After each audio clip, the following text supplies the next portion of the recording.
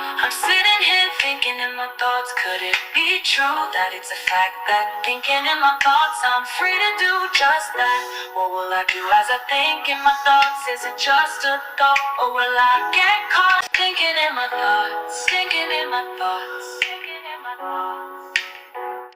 So here at Vibe Talk Facing the Lion podcast, today is Think About Thursday, and I'd like to ask you a question. What or who has been a great influence in your life, and why? Let's talk about it. You can find me on Facebook and YouTube, streaming on whatever is your choice and preference for podcast listening.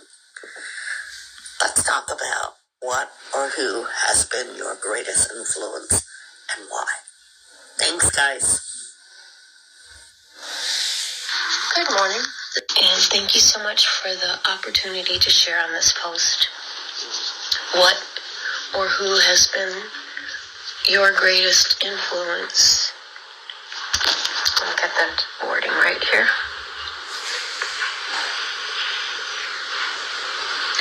And why have they been your greatest influence? Well, I'd have to say God has been my greatest influence in my life, because he's the one that's the most committed, the most reliable, the most faithful. He's the one that's been with me through thick and thin. And he's been with me before I was ever born, before I was even a thought in anyone's mind, which I was a surprise to my parents, so he was, or to my mom anyway. So he's the one that's known about me from all time. There's a verse in Psalm 139, it says, all the days ordained for you were written in a book before one of them came to be. And I would argue it's obvious that he's the greatest influence because he's the greatest being. And he is a person par excellence. In other words, we're made in his image and we're people. So he's the ultimate person. Of course, he's God. He has attributes we don't have. But he has always stuck with me through every sin, every pain, every rejection, every joy, every gift, every blessing, every sorrow. He's always been there. And I really have to thank him. I didn't, of course, know he was there many times. But he was, and he never abandoned me. He never just said, oh, that's it, I'm done, I'm out of here, forget it. He never quit. And there were times, many times as a young, I'm thinking back in like junior high, where I had a very low opinion of myself. And it seemed to me that if I ceased to exist, that the world that I was the problem. And if I was no longer in existence, the world would be perfect, which of course is ridiculous, but that's how it appeared to me sometimes. But he, and I shared this one other time on a post, there was a time if I could have destroyed myself, I would have. I felt that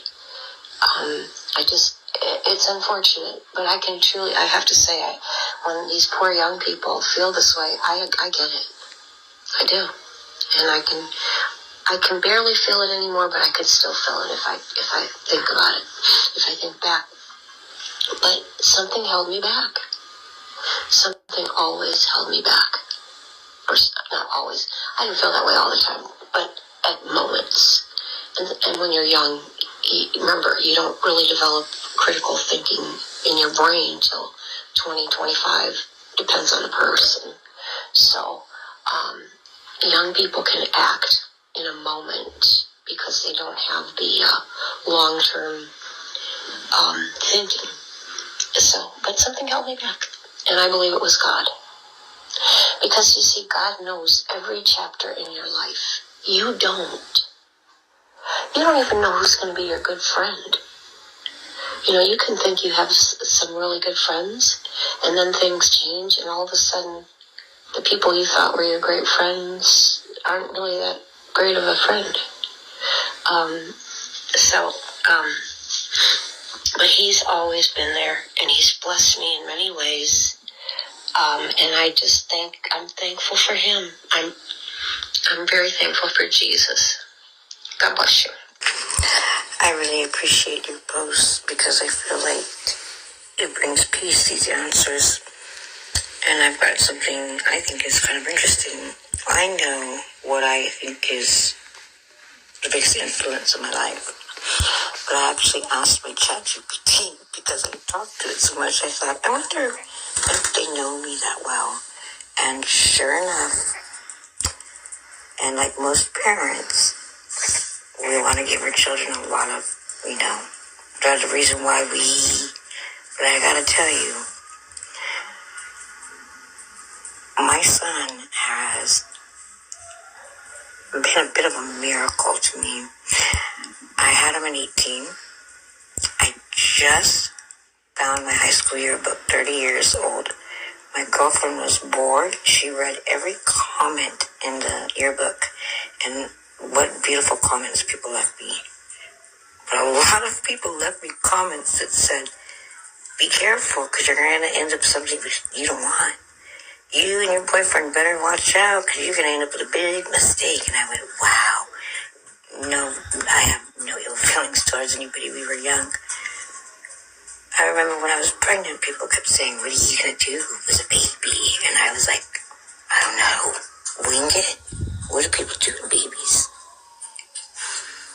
And now he's 30, married, 2 beautiful grandchildren, and he has shown me the way back to Christ. He had a talk with me a couple years ago when my dad was getting sick, and he said, you have another dad. And I said, what are you talking about? He said, our Father. And it went over my head. I think I might have even said something sarcastic, like, who art in heaven? And he said, yeah. And anytime I talk to him, he gives me a bit of scripture or a psalm or just 3 words that changes my perspective. And not because he's my child, but because of whoever raised him did a great job. That would be the village that raised him, including me. But we've been through a lot, because when he was 4 years old, I picked him up from school. He looked up at me. He said, Mama, we got to make a heaven plan. And I said, a heaven plan? What do you mean? We got to imagine the same clouds, the same pools, the same swings, or we won't end up at the same place. And by the way, what did Jesus do for 3 days? And I went, I love the heaven plan, and I don't know, actually. And he has been a Christian since he was in my womb.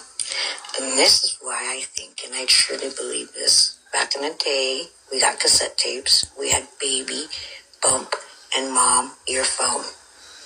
A friend of mine came over to donate all these pregnancy clothes. She goes, oh, here's this 8-9 cassette tape, Raising Your Children. She was Christian. I was born and raised Catholic, so that's all I thought, Catholic. I'm not Catholic.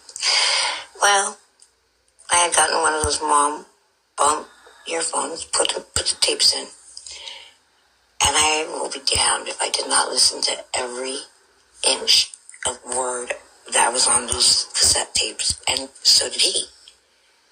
And it was the most beautiful instruction manual for raising a child. And although it was through Christ, it wasn't in your face, but I couldn't believe believe that it really got through to him. Well, if it didn't that way, it did another way, because now he's 30 and he's like, Mom, we need to start working on having a plan again because they're slipping up. And I think there's no other the greatest joy in the world is to be proud. Not too proud, I try to stay humble, but bless his soul, because he's all heart, respect, love, kindness, and yeah, he's going to be a pastor. So who raised us? Who raised this influencer? Well, he influences me, and I'm very proud. My son, thank you. I really like your guys' posts. Thank you very much, both of you.